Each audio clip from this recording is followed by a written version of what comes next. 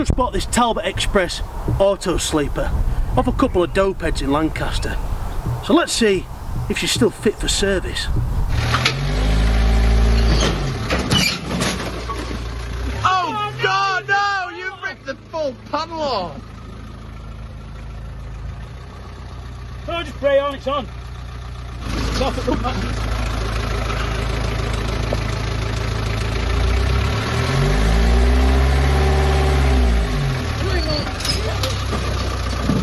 Well, which bit's it ripped off? The full fucking locker! Oh, that doesn't matter, that'll soon sort that. Let's see if we can get the fucker to start. Oh, no glow plug light on, so that's a bit alarming.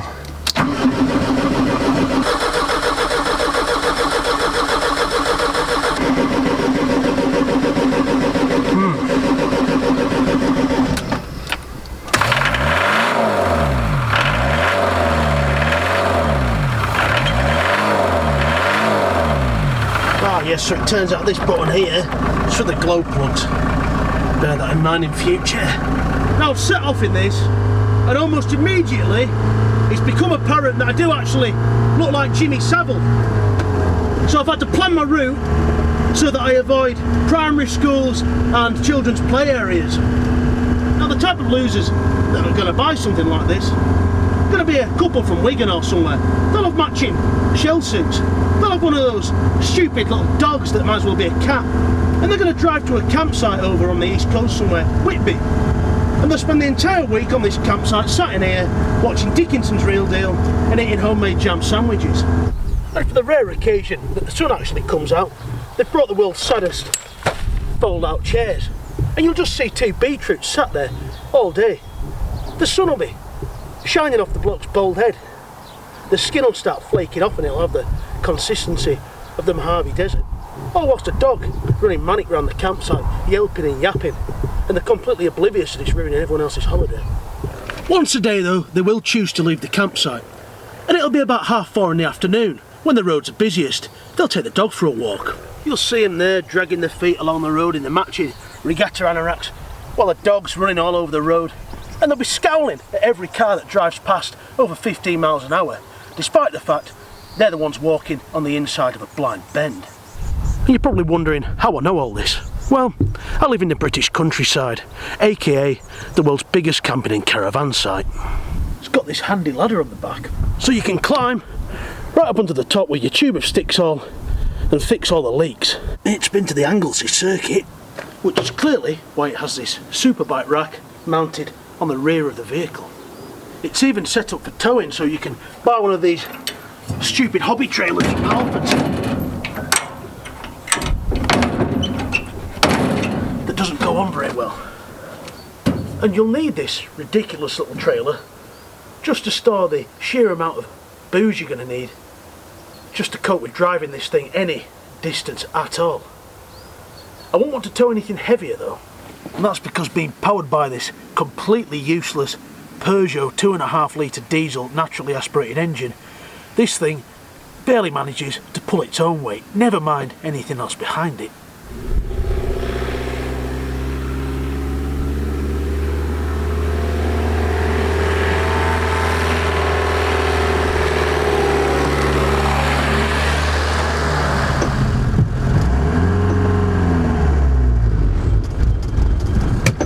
Jeez, right, so we're on a hill now,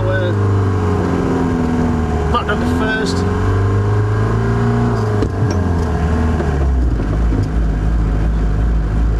I might have to go back down into first. I mean, I use this hill quite a lot for testing cars, but this has to be the worst. Oh fucking hell, it stinks as well. I mean, I said it smelt warm, we seem to have burst the radiator. We're in the middle of fucking nowhere actually, so fuck. Well, like I say, we did burst the radiator, but luckily I wasn't far from home, so I let it cool down, made it up that last bit of a hill, and now we're just coasting back down to the yard.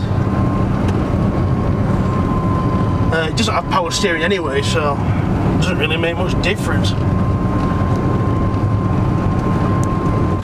turns out it had nothing to do with the radiator. This bleed screw had just fucked off, so I just got a bolt, wrapped it in PTFE tape and stuck it in.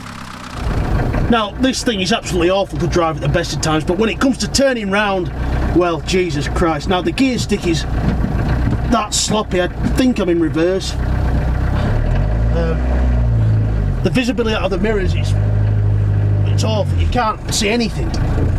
You can just see the body on the back. They should have had extenders on, but they don't. And then we've got no power steering. What? God, the fucking handbrake's down on this side. It's sometimes to get into first gear you have to push the stick that far forward. You actually have to wedge it into the fucking dashboard. That's probably why it's so loose.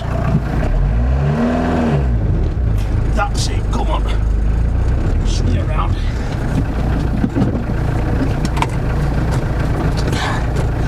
Get moving a bit, the steering's not that bad, but I can't see oh, there's a fucking car there. Fucking hell. It's absolutely bloody awful. I mean, I see some people using these as their everyday car. How the fuck, I just don't know. Disgusting.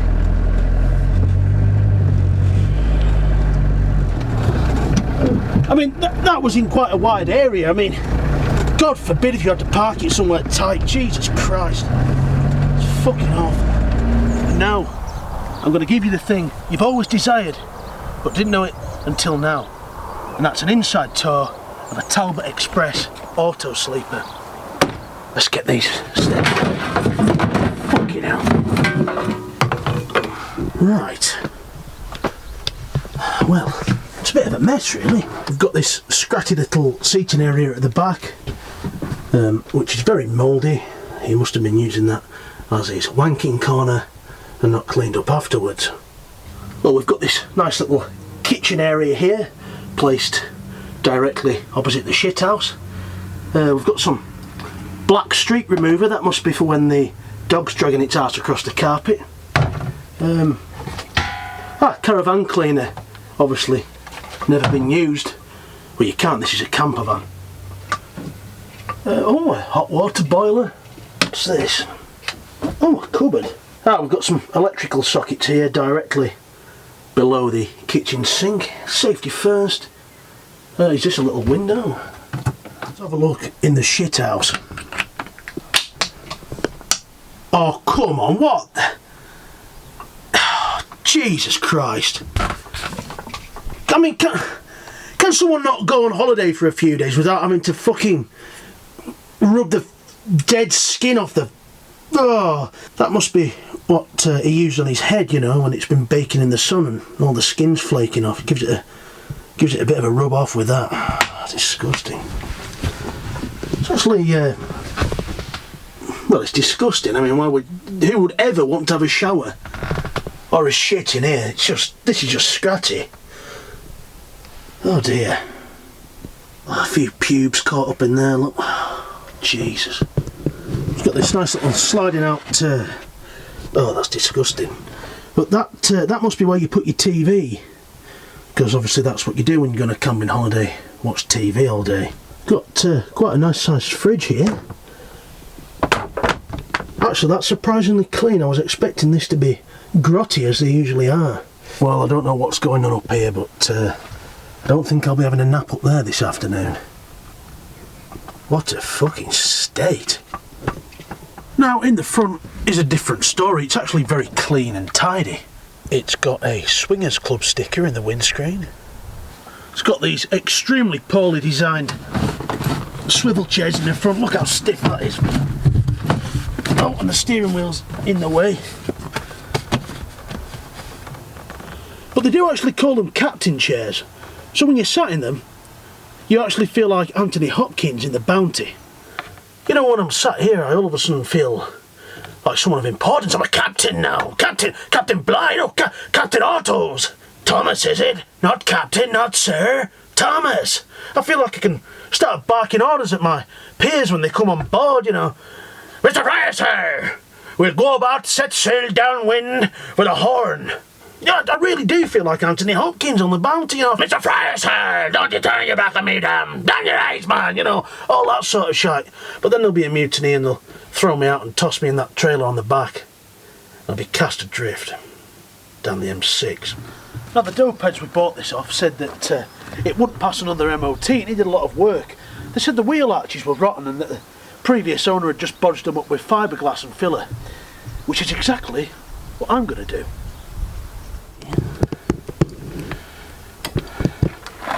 Oh my God.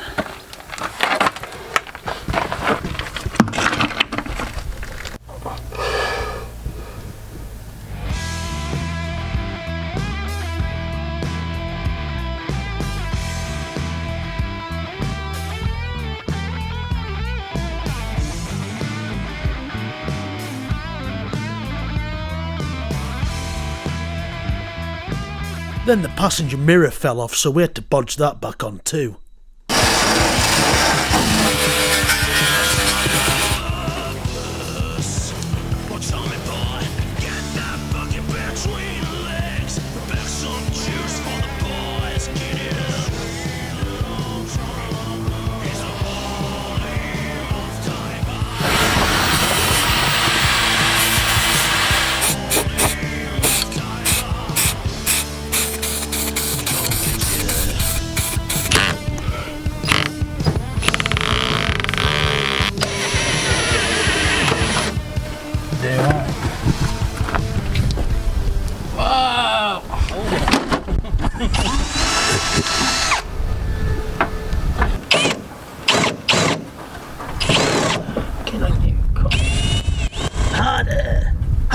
Harder, sir!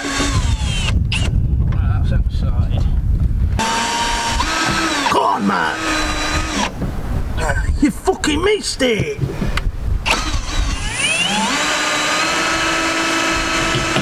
No. Gentle, gentle. Slowly. Don't push. That's it, go on.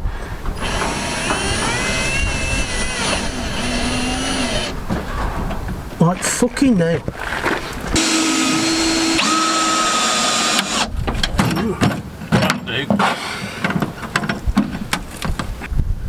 It's upside fucking down, innit?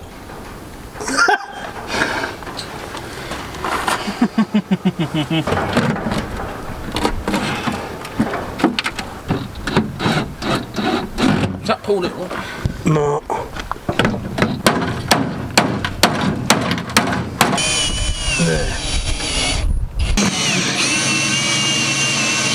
There, that'll fucking do. Oh, fucking hell. Pull it out of me. There. There we go, look, taking it for the MOT, and it's passed with flying colours. Well, hopefully, I've offered you some insight into life as an owner of a 1986 Talbot Express motorhome. Now, if you're sad and you're interested in buying this particular motorhome, it now has 12 months MOT. You can have it for a startlingly low price of £2,500. Cash me up and fuck off. Boom, but it's time I'm gonna lift it off the bar.